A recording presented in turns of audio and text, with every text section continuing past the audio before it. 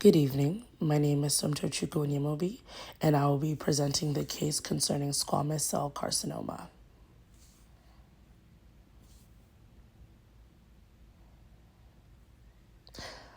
All right, so case description.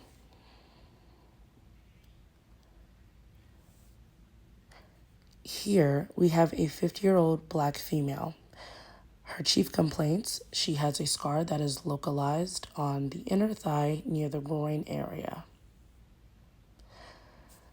The scarring began as a dark purplish nodule. And so her main complaint here is that the scarring will not heal. So again, please keep in mind of these chief complaints as we're now continuing through the presentation.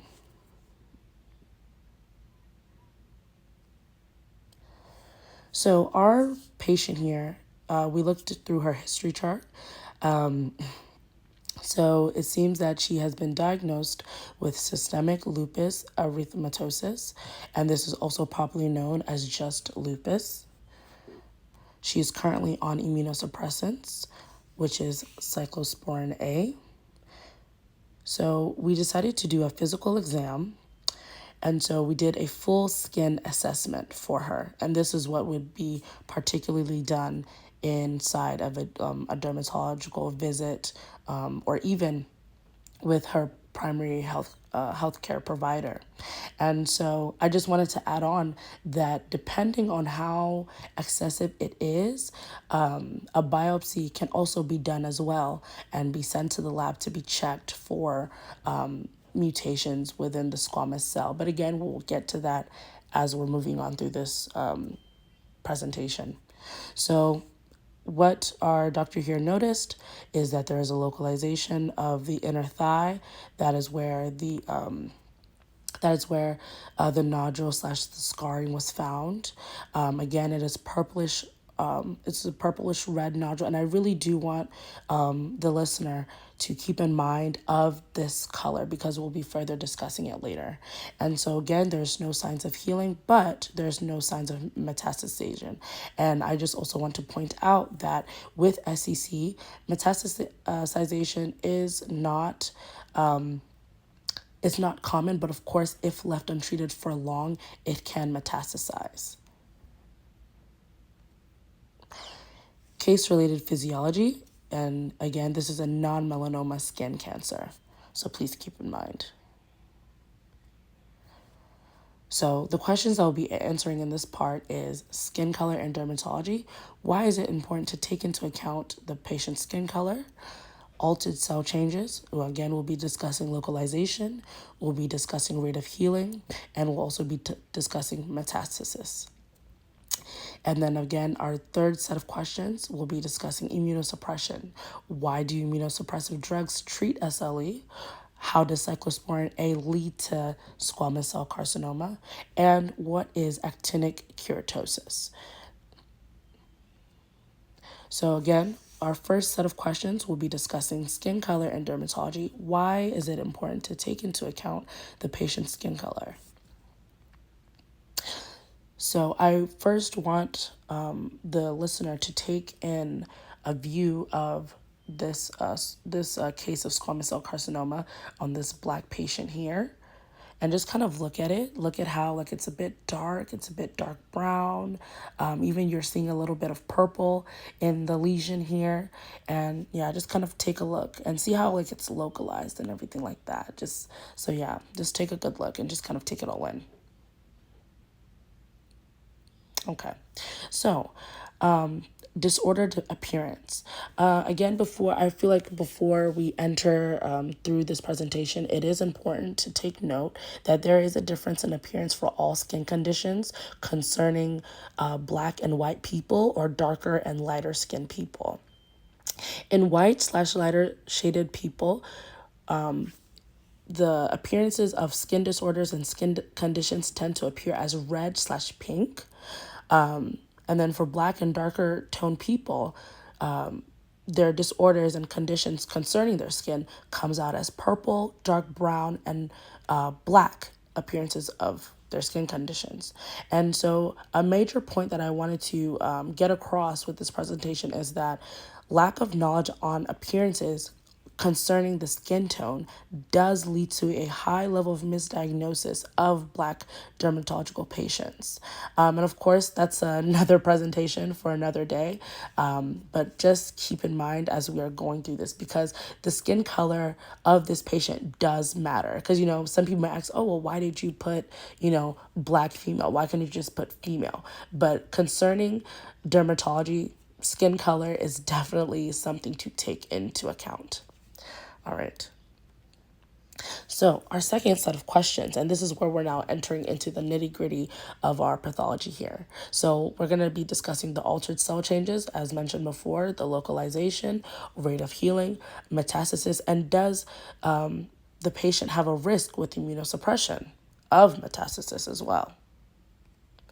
And so here, again, we're discussing the altered cell changes. So the altered DNA in the squamous cells, which is specifically the TP53 gene, it's altered. And so basically what happens is that a mutation occurs, And so what happens is that this mutated P53 gene is what allows it to be multiplied and replicated over and over and over again. But the problem is that as this is being replicated over and over again, it remains after the healthy cells die off, which is an issue. And of course, like I said before, if left untreated for way too long, this could metastasize, and that is an issue. And it's very fatal for our patient here. So, localization. The limbs are common places for these lesions to appear, especially in SLE patients. They tend to get it on their arms, or they tend to get it on their hands. And then, of course, SCC, I want to note to the listener that SCC tends to come from a variety of things. It's not just SLE, but today we are focusing on SLE. And just to mention a few, there is also HPV-related SCC. Again, there's SLE, and then there's also UV ray related SCC as well, and that is also mentioned later as well. So, our rate of healing. So let's take into account the immune system. So the immune system, because there's a lack of activation within the immune system, there's no crust being formed to heal this wound, and so with that, the wound is now remaining open and fleshy and and so metastasis. Does the patient have a risk with immunosuppression?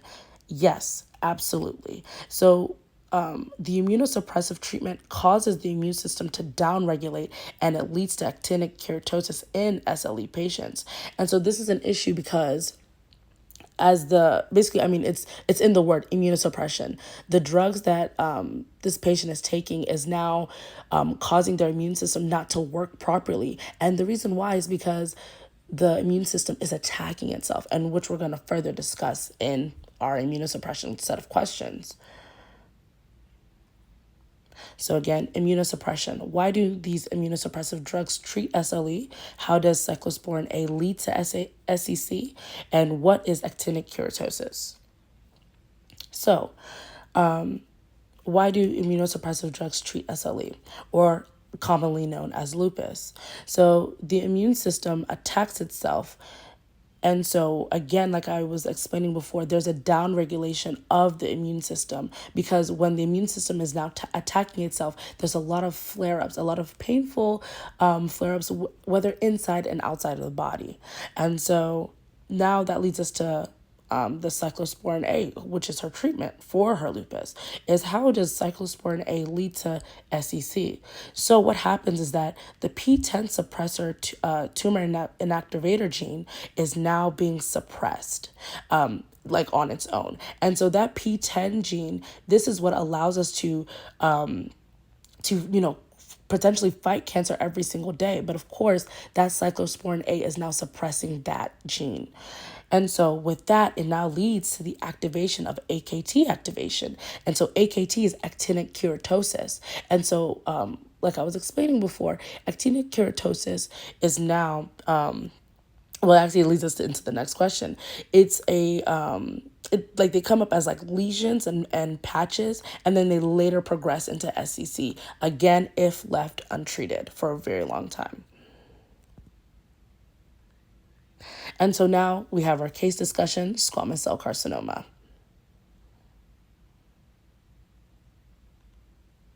So again, squamous cell carcinoma, or commonly known as SCC, squamous cell carcinoma of the skin is caused by exposure to UV light. However, this form of cancer is also a progression of actinic keratosis.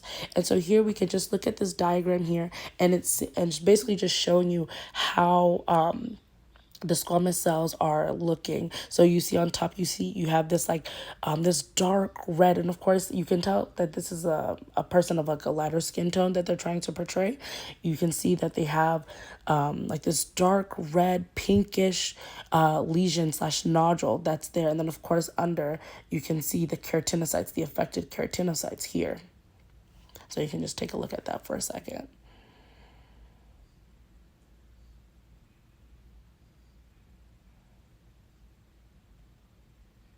Okay. So the pathogenesis of squamous cell carcinoma, and this really should, I guess, what's the word? Summarize the like how squamous cell carcinoma comes about. So it starts with UV radiation and or immunosuppressants, because we're discussing our SLE patients for today.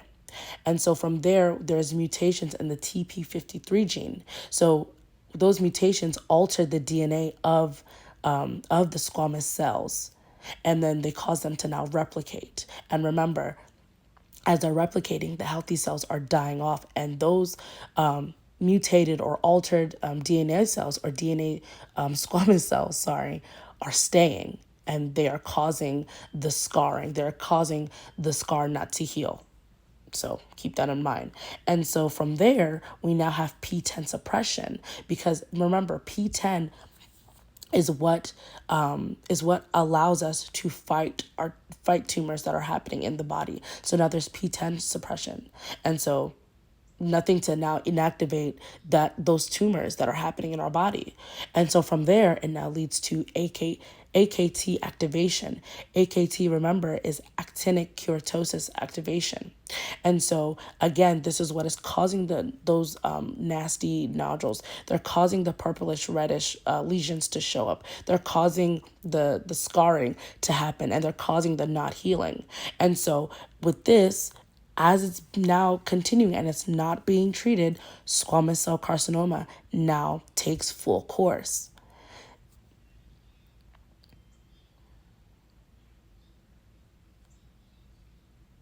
So, with squamous cell carcinoma, and this is concerning the treatment, the best treatment for it as of right now is Mohs surgery.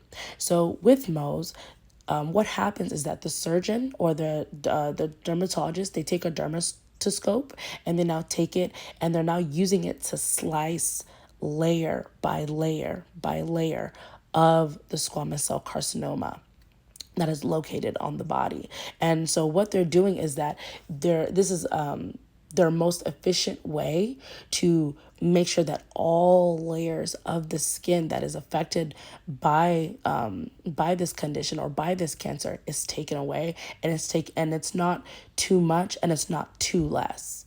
And so what happens is that in order for the healing to begin, they now take a graft of skin from a different part of the body. Maybe it could be your ear, it could be your leg, it could be your arm, it could be anywhere, it could be your back. And they now take that piece of skin, they now lay it over the open wound from which they just, finished cutting out the cancer from. And they use that skin and they stitch it. They stitch it and then they use it. So basically your skin around there is now using that to now heal and grow together. And so now it's now formed as new skin almost. So that is what happens. And so again, it is the most efficient way to treat if there is no trace of metastasis. But if there is a case of metastasis, and again, I don't know if